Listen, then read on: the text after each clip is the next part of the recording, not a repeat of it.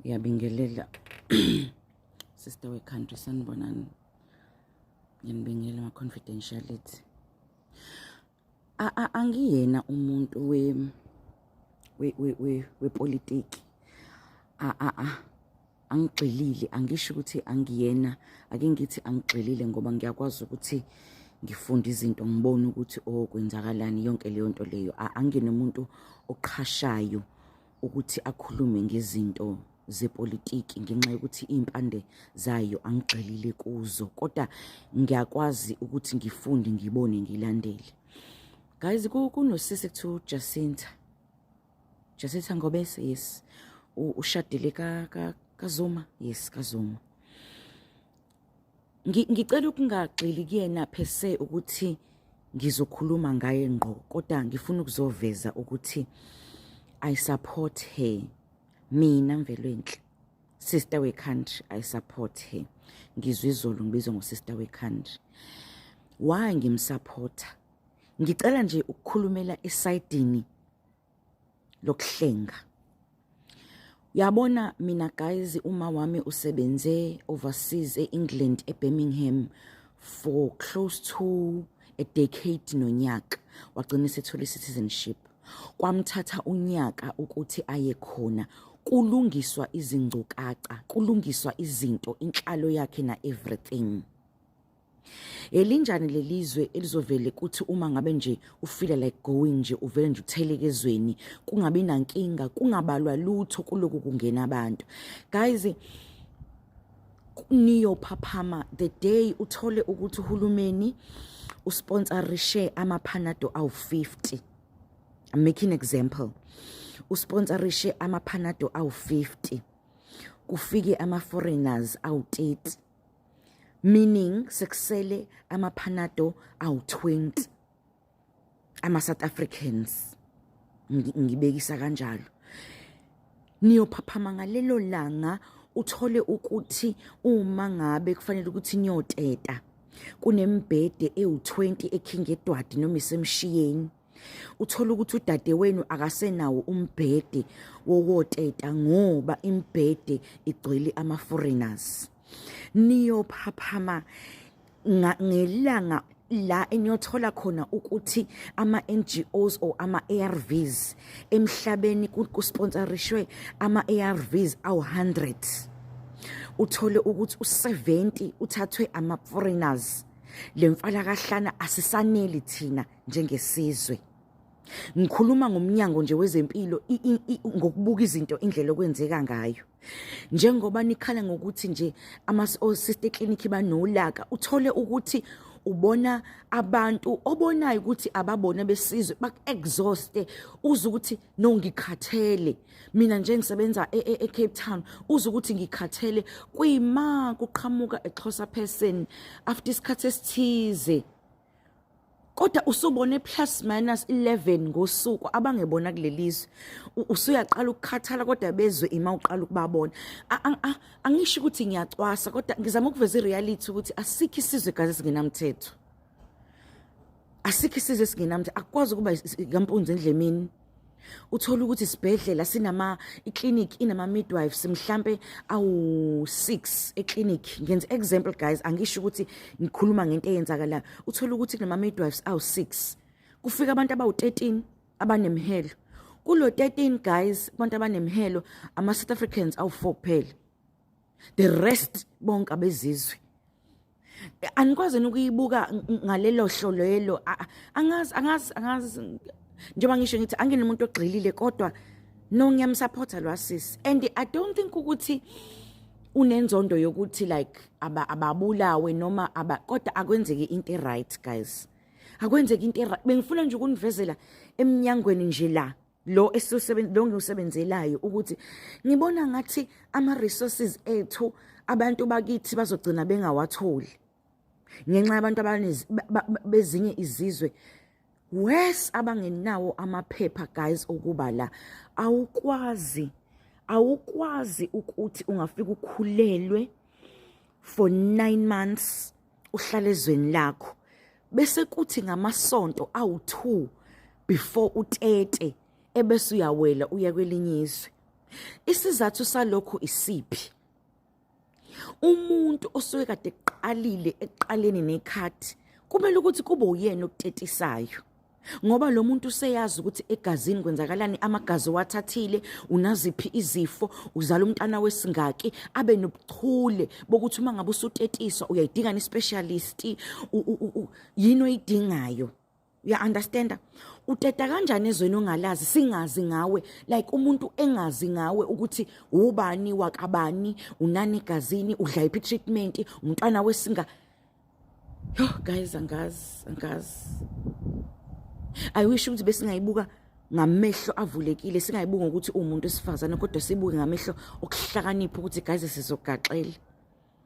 In fact, I think sesigaxele, it's just that asibona sinaki, silibele ukufight izimpi ezingenasidingo. Yeah, I think sesigaxele guys already. I think sesigaxele nje kakhulu. Kunzima guys, it's very heavy, kunzima. So I support mina lo sisi kakhulu guys. Noma ngamsupport ukuthi like ngithi viva namabody, like you understand, because you know impilo busy, kodwa ngiyayizwa into ayishoyo, and mhlawumbe siyophaphama after 5 years ukuthi no Jacinta Ngobese made a point, and unfortunately by that time it would be very too late to turn back and rectify the mistakes that we are ignoring njengamanje. But yeah, that is just my 2 cents opinion. But yeah, I support it. Just I want to share my thoughts around the issue of immigration in South Africa. One of our favorite feminists just came out calling another type of activist xenophobic. And I think there's a lot of nuance lacking in our chats around xenophobia and how we view immigration. I think there's a tendency for South African middle class to label other fellow South Africans as xenophobic when they express their concerns or experiences with other foreign nationals. I think we forget that if we went to universities, right, like a good university, that's probably for a lot of us, or rather for me, where I first really engaged with foreign nationals. And those were students, meaning that their paperwork was right, okay? And then you go into South African corporate world or the private sector and you meet other foreign nationals. And for them to be working in South Africa means that their paperwork is in order. And they are good people. In fact, they're wonderful people. Anyone who knows me knows I love my fellow Africans. But that does not mean we should dismiss the experiences of other South Africans. I think we should try by all means to resist the desire to just call others xenophobic because we've had a positive experience of foreign nationals. And I love Usis Jacinta, what she has posed. Jacinta says to those who call her xenophobic, join her on the ground. And I think I'm making this video to just maybe reverberate that message. If you really think that Jacinta is xenophobic, Hamanai on the ground, right? Like experience it or see it firsthand and then judge, because we're judging from the comforts of our homes, judging from the comforts of going to private healthcare facilities, judging from the comfort of having private security in your home. I don't think I've ever had a negative experience with a foreign national, but that does not mean my fellow South Africans are lying or simply xenophobic. I don't think it's fair for us to think that our experience is the only experience that counts. No group of people are a monolith, right? Let's resist the desire to try to paint foreign nationals with one brush, you know, either good for the country or bad for the country. And even those who think foreign nationals mabahambe, not every foreign national is bad for the country. But I think the reason I'm emphasizing the other side of the conversation, right, is because there's a sense of, dare I say, a superiority complex coming from everyone. You're just xenophobic, guys. Let's learn to hear out our fellow South Africans instead of like putting ourselves on some sort of high horse. And I saw someone's classism peak saying that, oh, if you don't travel, it's so easy to become xenophobic. It's funny to me because if you do travel, you know that when you visit other countries, you need to have your medical insurance. But see, now our road accident fund is being plundered by non-South African claims. I don't think my fellow South Africans are lying. And if you think they are, uJacinta unibizile ukusicela nimjoin. So, one interesting mistake I have noticed about the discourse between Jacinta Ngobese and Thembeka, I think Thembeka is a Kwanazi, I think she's Mkwanazi, is that a lot of people seem to be supporting the idea that in order for a South African person to start having a voice that matters, they need to have had traveled multiple countries, and they need to be someone who maybe has a degree, some level of tertiary education, before they start having a say into the political discourse that is currently happening in South Africa, which has been a trending topic since the beginning of this year about the migration crisis in our country.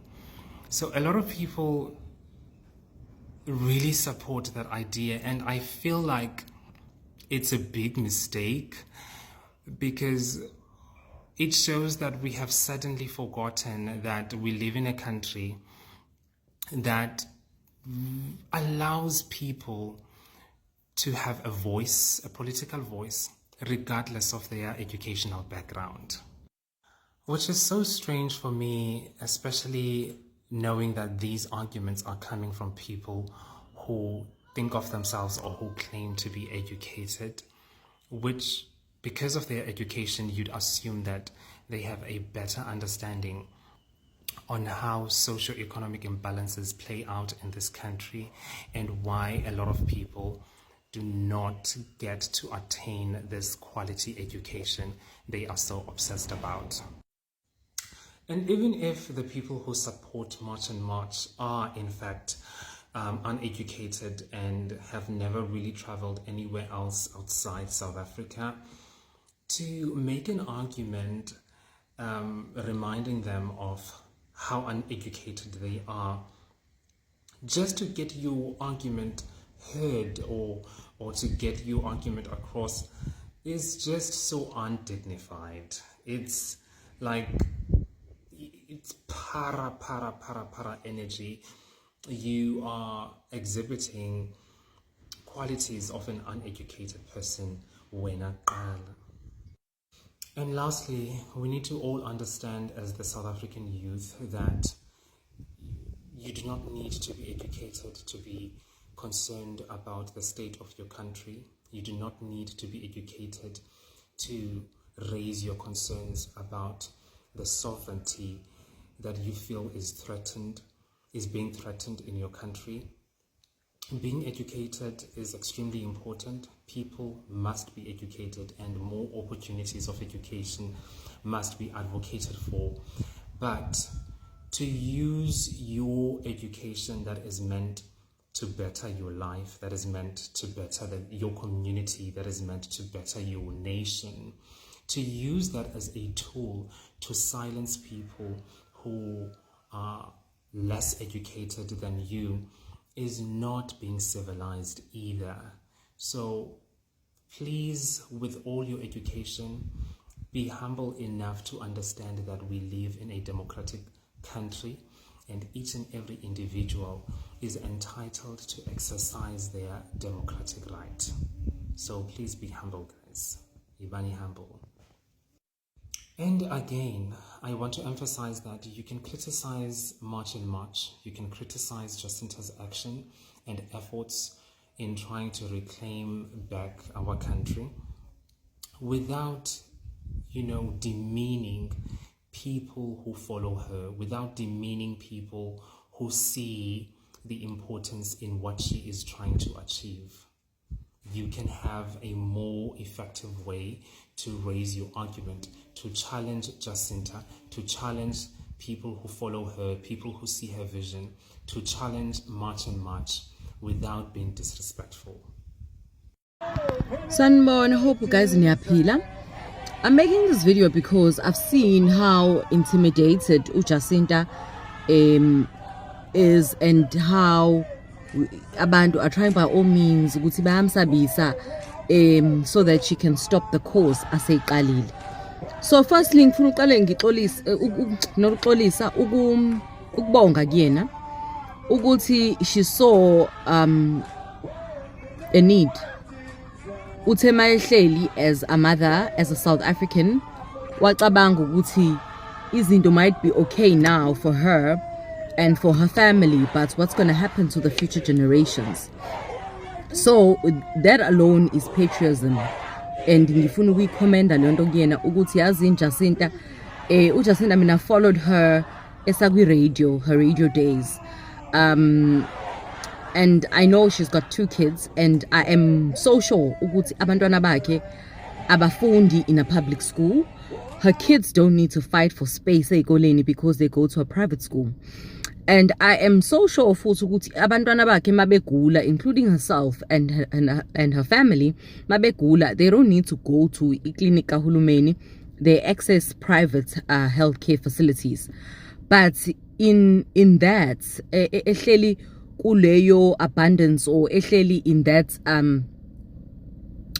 angazoyibiza ngani, ucabangele for the less fortunate ukuthi izwe liyahamba, and people khona who are actually struggling right now.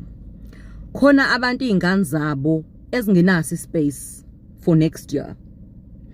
Not because ikole azikho enough, because umthamo weingane ungaphezulu kwamadla ngoba sekukhona ingane sorry ekotsho lapha ya esizofunda la eSouth Africa, and yakho ingane ayinaso isikhala.